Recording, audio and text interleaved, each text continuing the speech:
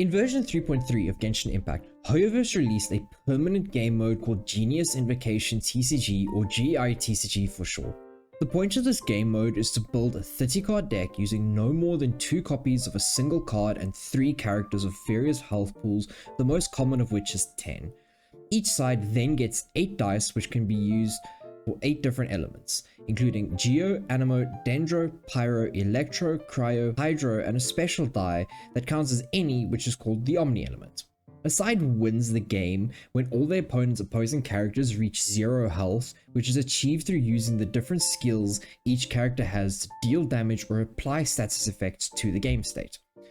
During this deck building process, if you include 2 characters of the same element or type, for instance Hydro, you become allowed to play a type of card called a resonance, of which 2 types exist. Wovens, which make 1 dice of their respective element, and elemental resonances, which come with a variety of effects such as Hydro Resonance healing your active character for 2 HP and your standby characters for 1 HP each. During the first 4 patches of GITCG, resonance decks were the go-to because of how powerful these resonance effects could be, sometimes even outright winning games in case of cryo resonance enhancing your next damage by 2. This all changed in version 3.7 however, where Hoyo-Verse dropped a massive update which introduced new powerhouses to the game such as Nahida and Raiden, which gave resonance decks a small buff, but non-resonance decks suddenly became viable as a choice. Non-resonance decks, or otherwise known as rainbow decks, were able to leverage the effects of the more powerful characters like Nahida, Venti, and Raiden to create powerful new synergies.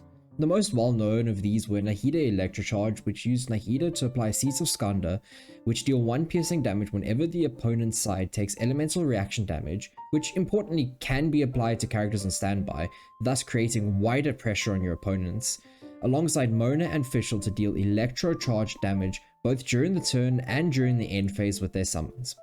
While Venti Z, which used Mona, Fischl, and Venti to follow the same path, was sometimes used, the other Nahida deck, which would become even more popular, was called RXN, which used Raiden, Zhangling, and Nahida to set up for a 1-turn kill, which could happen as early as round 3. This was much faster than any deck before this was able to accomplish.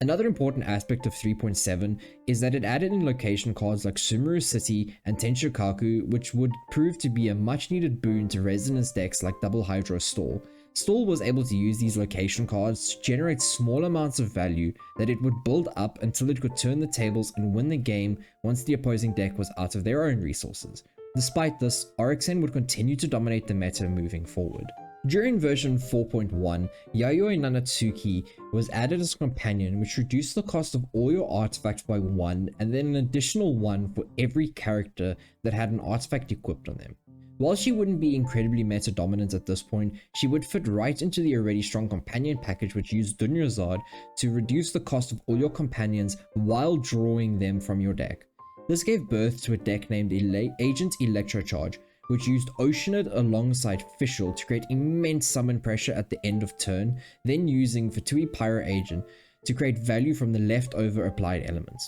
This deck would become even more popular than the already meta-dominant RXN, which was the boogeyman of the game to that point, as it was able to capitalize on all the tools that RXN had established while using the new ones to their full value. While RXN would still stick around during this patch, Agent EC would be more favored of the 2 decks since it had greater resilience to its game plan, while not having to rely on a lot of setup. At this point, resonance decks were massively struggling, with the only viable decks around being Shenhe Superconduct using Raiden, Shenhe, and Chongyun to create AoE pressure with the Superconduct reaction and Double Hydro Stall.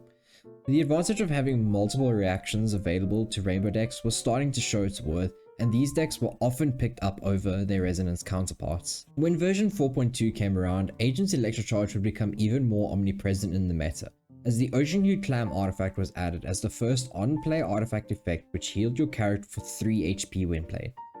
Ocean-Hued Clam would also keep track of the healing the equipped character received and give a +1 damage buff when that character was healed for 3 HP. This could stack 2 times. On top of this, Lyra Song was also added, which allowed you to return an artifact to hand and play it at a reduced cost of 2, thus allowing you to play Ocean-Hued Clam to gain 6 HP for 4 dice when played normally. However, this wasn't the case, as Yayoi was already being played in the deck, allowing for the birth of the Artifact Engine, which meant the deck was able to play Ocean Clam for free multiple times in the same turn. While all of this would seem strong enough as is, it was also during this patch that the Arcane Legend card in every House's Stove was released, which allowed for more raw draw power than ever seen before, meaning that Agent EC would be able to reliably draw and play out the necessary pieces it needed to take over any matchup it could find itself in. With these engines tied together, Agent Electrocharge would become one of the most dominant decks in the game's history, with the ability to outlive the high early game damage from aggro decks while still having powerful reactions to take into the late game. Agent EC would remain dominant until both Patui Pyro Agent and Oceanid were nerfed in the following patch. But where would this leave the artifact engine going forward? The only nerf to come to artifacts when version 4.3 came around would be Ocean Hued Clam's healing reduced to 2 HP on play instead of 3, which would prove worthless as the artifact engine would still be able to utilize the card to outlive aggro decks in the early game. This patch was also when the most problematic card in the game's history was released, Gilded Dreams. Gilded Dreams was a new on-play artifact which allowed you to make 2 Omni dice when played if your deck had 3 characters of different elemental types, which was not as much of a restraint seeing as Rainbow had been dominant already. When you paired Gilded Dreams with the companion package, which now contained a buff to Maus that could guarantee your Gilded Dreams as well as reduce its cost alongside Yayoi, you had a deck that could break the parity of the dice. With this broken dice parity, Rainbow decks were able to generate up to 8 additional dice with near perfect consistency and no drawback, since the artifact and companion engines Gilded Dreams tied together were already powerful alone. The decks that would come to abuse the Magic engine were one reminiscent of RXN, but changing the supporting cards around Nahida to be Liney and Fischl, which would become known as Finale. Both Liney and Fischl were able to deal front-loaded elemental damage while creating summons that could repeat these reactions or create new ones during the end phase, while still having the resilience to go into the mid-game with Liney's healing. The reactions this deck would provide were Overload from Fischl and Liney, Burning from Nahida and Liney, and Quicken from Nahida and Fischl. With 3 powerful reactions available to the deck and the broken dice parity, Resonance decks would no longer be able to keep up, since to reach a fraction of the value that Rainbow decks had access to, they had to rely on slow ramp like Tenshukaku, Sumeru City, and Liban. Another deck would be Yelan OTK, which used Yelan, La Senora, and Thundering Manifestation to set up Yelan's burst before swapping to La Senora and through the Magic engine achieving a 1-turn kill. This deck was incredibly popular in the meta at the time and was often chosen over Finale as a tournament pick, since it could consistently use the established engines to set up this play pattern. If the Yelan line fell through, however, the deck was able to leverage the value that Thunder Manifestation provided to pick up kills or reactions that it needed to win the game. But foregoing the Yelan OTK line was not common, as almost no deck had the pressure to stop it achieving its game plan. Due to the sheer power and consistency that Yelan OTK provided, it's widely considered the best deck to ever exist in Genius Invocation TCG's history, and it's still somewhat relevant in the current meta. The last deck that picked up in major popularity around this time was Mew, which consisted of Mona, Eula, and Wanderer, which were used to leverage swill reactions before freezing your opponent and picking up kills with Eula to finish the game. While this deck was never a major factor in majority of tournaments, it's still worth noting that the deck was picked up by an incredible amount of players since it was consistent and felt good to play. While the meta may look diverse at this point due to there being multiple good decks, it's important to remember that the majority were Rainbow that used engines Gilded Dreams tied together, leading to the only Resonance decks that would survive this patch being Double Hydro Stall, which at the time was also struggling to keep up with immense pressure that these decks were able to provide. When version 4.4 released, it brought another deck into the meta that became known as Seasource. This deck used Liney, Millennial Pearl Seahorse, and Yao Yao to create a resilient mid-range game plan, which was adept at countering summon-based decks like Finale, leading to the deck growing in popularity until Finale fell out of the meta, which left Seasource without a home and unable to keep up with the growing oppression of Yelan OTK. This version also released the support card Jet, which kept track of all the discarded support cards played the entire match, whether she was on the field or not, before creating up to 4 Omni dice when your character used their ultimate ability. While this effect was a one-time use, it was stackable and easily abused, since with Dunyazad, Jet was able to be played for free before creating these Omni dice. Jet, in combination with Gilded Dreams artifact engine, The companion engine and the growing strength of the character cards led to the era known as Jet Hypermagic, in which Yelan OTK was the premier deck across all forms of play, as the deck was now more resilient than ever, and on the OTK combo turns could generate a total of 16 dice and up to 20 with the help of a previously underused card in Ball Princess.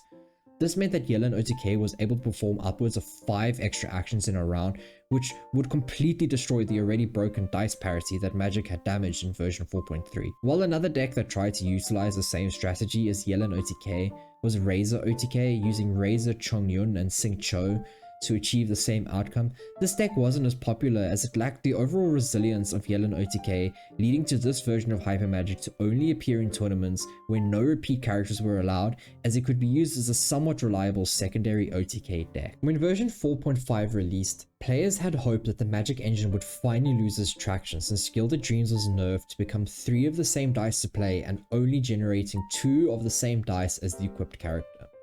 This, however, wouldn't come to pass, as the artifact and companion engines were still the strongest before, which led to the same play patterns as the previous patch, meaning that Jet Hypermagic was here to stay. This patch played out mostly like the last one, with Yelan OTK being the best deck to bring to any given tournament, since Finale had completely fallen out of the meta, leaving the deck with almost no checks. Despite this, Hydrostall was, however, picking up in popularity again, as with the release of New Valette and the Arcane Legend card that was released in 4.3, Passing with Judgment, which could negate 3 action cards played by your opponent. This allowed Hydrostall to delay the combo turn with Passing of Judgment while the deck set up its own way to win, since Passing of Judgment stopped the key cards like Lyre Song and any other utility cards Yelan OTK had available for the next 3 actions. After seeing the damage that Hypermagic was doing to the game, Hoyo-Verse took some action and nerfed Yayoi and Jet with the release of version 4.6. These nerfs made Yayoi only reduce the cost of artifacts by 1 and an additional 1 if 2 characters already had artifacts equipped, and Jet was completely reworked to only reduce the next skill after an ultimate was used by 3 dice. This meant that Jet no longer stacked, and both her and Yayoi fell out of major play, since players realized that Timaeus could still fill the role without the need of the extra 2 to 4 deck slots. This patch also released 2 new cards in Toromaru and Undersea Treasure Hunt, which while Toromaru would hardly see any play, Undersea Treasure Hunt became omnipresent, making Yelan OTK even more powerful than it was before. This led to the first ever emergency nerf by Hoyo-Verse only 4 days into the patch, which hit both Yelan and Undersea Treasure Hunt. This nerf changed Yelan's burst from 1 to 3 damage, her follow-up attacks from 2 damage to 1, as well as changing the cost to play Undersea Treasure Hunt from 2 dice to 1. However, this didn't stop Magic from being omnipresent, and currently Magic decks are still reigning supreme, with Mew changing to Sayu from Wanderer and Razor OTK picking up in usage with the added help of treasures. The one good thing to come out of version 4.6 is that resonance decks like Double Hydrostall also gained use from Undersea Treasure Hunt, which helped them stabilize in the sea of rainbow decks that dictated the meta. Where the overall game of Genius Invocation TCG will go from here is unclear, since Hoyo-Verse has proven they are willing to design more cards that enable the usage of the artifact and overall Magic engines, while doing little to support resonance decks, which with every passing patch struggle to keep up with the immense value and immediate pressure that Gilded Dreams can provide. In my opinion, unless something is done to nerf Gilded Dreams into the ground, Genius Invokation TCG will not have much longer to survive, and I don't want to see that happen, as I truly love the game and want to see it thrive. I hope you all enjoyed the dive into why Gilded Dreams and the overall Magic engine is slowly killing Genius Invocation TCG, though it's completely different to anything I've made before. I couldn't have done this without the amazing help of my community and support of the larger GITCG community as a whole, as other creators like Squibble helped me out with some stats that they had done for prior patches.